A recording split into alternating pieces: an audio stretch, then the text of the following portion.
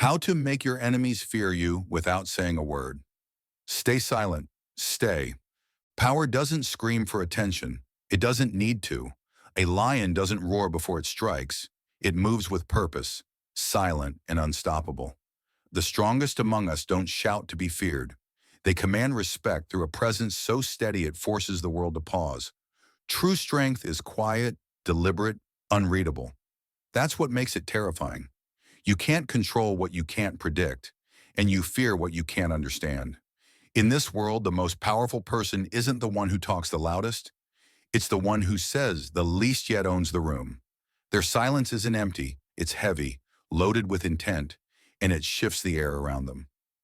Let's forge that kind of strength today. Not with noise, not with theatrics, but with internal principles rooted in ancient Stoic wisdom. These ideas are designed to make your presence a force, one that leaves others hesitant, unsure, and in awe of what you might do next. This isn't about tricks or posturing. It's about building a power so deep it radiates without a word. When someone insults you, your first instinct is to push back. They provoke, you react. They threaten, you defend. But that's not strength, it's surrender. By reacting, you hand them the keys to your emotions. You're telling them, you got to me, and that's exactly what they want. Imagine this instead. You don't flinch, you don't speak. You meet their eyes, calm, composed, your face a mask of control. Their words fall into the void of your silence, and suddenly they're the ones exposed, their bravado unraveling. I knew a man named Omar, a project manager in a cutthroat corporate firm. During a heated boardroom meeting, a colleague mocked his proposal in front of the team, expecting him to crumble. Everyone waited for an argument, a defense. Instead, Omar paused, looked at his attacker, and said, "Anything else?" before turning back to his notes. The room went still. The attacker stammered, his confidence shrinking. Omar's silence didn't say weakness. It said, "You don't move me." From that day, people spoke to him differently, with a cautious respect. He wasn't just another manager, he was untouchable. Silence isn't just a response, it's a weapon. It forces others to confront their own noise, their own insecurity. Epictetus said, "It's not what happens to you, but how you react to it that matters." When you choose silence, when you refuse to be baited, you've already won the fight within. Practice this. Train your pause. Let the world rage. Let the provocations come, and stay unmoved. That's where power begins. Most people are chaos, talking too fast, moving too much, filling the air with nervous energy. They crave attention like it's oxygen, desperate to prove they matter. But the one who stands grounded, who speaks only when it counts, who moves with purpose, they change the room without trying. People lower their voices around them, choose their words carefully, not because they're commanded to, but because the energy demands it. I knew a woman named Layla, a consultant in a high-stakes industry. She wasn't loud or showy, but when she walked into a meeting, eyes followed. Her movements were slow, her words measured, her gaze steady. Once, during a tense negotiation, a client ranted, throwing accusations to throw her off. Layla listened, nodded once, and asked, "Is that your final stance?" The room froze. Her calm wasn't passive, it was commanding. People didn't just respect her. They adjusted to her, speaking more carefully, moving more deliberately in her presence. Presence isn't about volume or charisma. It's about being rooted, alert, intentional. Marcus Aurelius wrote, "The best revenge is to be unlike him who performed the injury." When you carry unshakable presence, you rise above the noise. You don't need to dominate. You take up space, earn through discipline and restraint. Try this. Slow your breath, stand tall, observe more than you speak. Let your stillness become the loudest thing in the room. It's not about being noticed, it's about being felt. Insults aren't about truth, they're about control. People attack to disrupt your peace, to see if they can break your calm. The moment you react, you give them what they came for.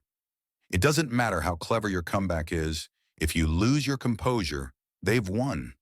But when you let their words pass through you, when you don't even acknowledge the jab, you deliver a verdict. You're not worth my response. Nothing cuts deeper than being ignored by someone you tried to wound. I knew a man named Harris, a professor at a challenging university. A student, frustrated and bold, insulted him publicly in class, hoping to spark a reaction. Harris didn't shout or reprimand. He smiled faintly, said, "Noted," and continued his lecture. The student's bravado faded, his words hanging awkwardly in the air. Over time, others stopped testing Harris, not because he fought back, but because he didn't need to. His calm was his armor, his silence his shield. Stoicism teaches us to let fools expose themselves. Epictetus said, "If someone speaks ill of you, say, 'He doesn't know me well.' Don't explain, don't defend, don't engage. Let the insult echo back to its source where it belongs. Next time someone attacks, pause. Look at them. Let your silence say, 'This doesn't touch me.' That's not weakness, it's dominance.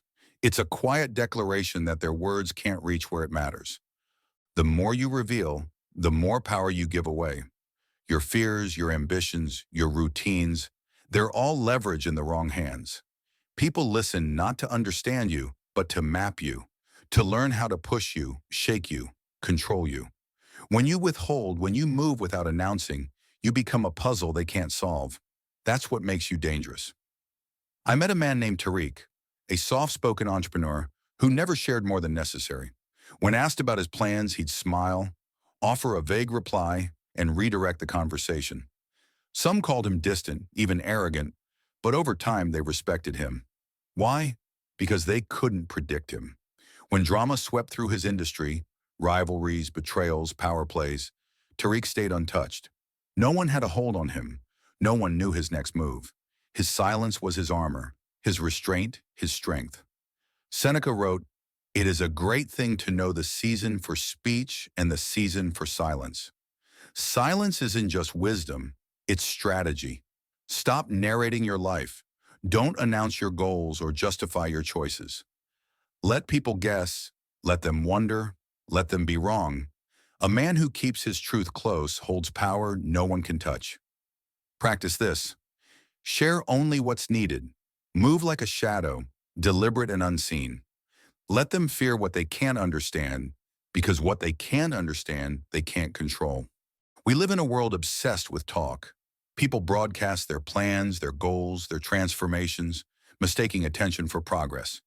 They announce what they'll do before they've done it, and in doing so, they become predictable, easy to anticipate, easy to stop. But the one who acts quietly, who builds without fanfare, who moves without warning, they become unstoppable. By the time the world notices, it's too late. I knew a woman named Noor, a coder at a struggling tech startup.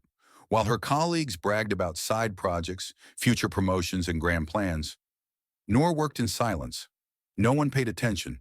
Some even thought she was invisible. Until one day, her algorithm saved the company millions, turning its fortunes around. Suddenly, she was the name on everyone's lips, promoted to a role no one saw her chasing. She didn't promise success. She delivered it, quietly, relentlessly. Epictetus said, "Don't explain your philosophy, embody it. Don't talk about what you'll do, just do it.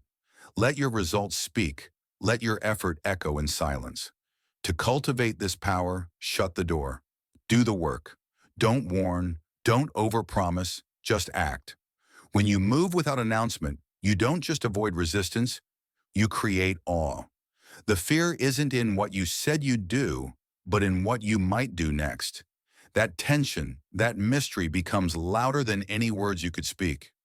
In a world built on likes, applause, and fitting in, most people bend. They laugh when they don't mean it, nod when they disagree, soften their voice to avoid friction. They shrink themselves to stay likable, to avoid the discomfort of standing out. But the one who doesn't, the one who walks in as they are, unapologetic, true and unafraid, becomes a threat. Not because they're cruel or confrontational, but because they remind others of what they've lost, the courage to be real. I knew a man named Farhan, a carpenter in a small town. He never followed trends, never chased approval. He spoke plainly, dressed simply, stayed quiet when others gossiped. Some called him odd, even intense, but they couldn't ignore him. His honesty, his refusal to play the game, made people uneasy, not because he judged them, but because he didn't need their validation. His authenticity was a mirror, reflecting their compromises, their masks. Marcus Aurelius wrote, "Waste no time arguing what a good man should be. Be one." Authenticity doesn't shout or argue, it just is. It stands there, calm and unyielding, forcing others to confront their own inauthenticity. Stop apologizing for who you are. Stop diluting yourself to be digestible. Say no when it's a no. Walk away when it's done. Hold your standard, not for others, but for yourself. When you live true, you don't just find peace.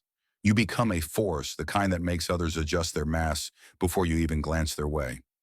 This power isn't built in a day. It's forged through discipline, through countless moments of choosing silence over reaction, restraint over outburst, action over announcement. I once saw this in a woman named Amina, a nurse in a chaotic hospital. She worked long shifts, dealt with angry patients, stressed doctors, and endless demands. Yet she never snapped, never complained. When a colleague lashed out at her during a hectic shift, blaming her for a delay, Amina didn't argue. She nodded, fixed the issue, and moved on. Over time, people stopped challenging her, not out of fear, but out of respect. Her calm wasn't weakness. It was a signal that she was in control, always. She didn't need to explain herself or demand respect. It radiated from her. That's the kind of power you're building. Not loud, not showy, but undeniable. To walk this path, start small. Pause before you respond to an insult. Hold back one detail about your plans today. Choose one moment to act without announcing it. These small choices build the muscle of restraint, the habit of stillness. Over time, they become who you are. You'll notice people start to react differently. They'll hesitate before speaking to you, weigh their words more carefully, watch you a little closer. Not because you've threatened them, but because your presence does. Your silence, your calm, your refusal to play their games, it shifts the dynamic. They sense you're different, and that difference makes them uneasy. That's the point. You're not here to be liked. You're here to be real. You didn't raise your voice. You didn't beg for respect. You didn't fight the enemy. You became the kind of person who makes enemies hesitate by simply existing. No noise, no drama, just a quiet power forged in discipline, clarity, and restraint. The most feared person isn't the one who speaks the loudest. It's the one who doesn't need to speak at all. So stop explaining. Stop chasing attention. Be still. Be real. Be deliberate. Let your silence speak louder than their noise. Let your actions echo where their words fail. Move quietly. Act ruthlessly. And let the world slow down to meet you. When they finally see who you are, you'll already be gone, focused, untouchable, and free. This is the path of silent power. Walk it, live it, become it.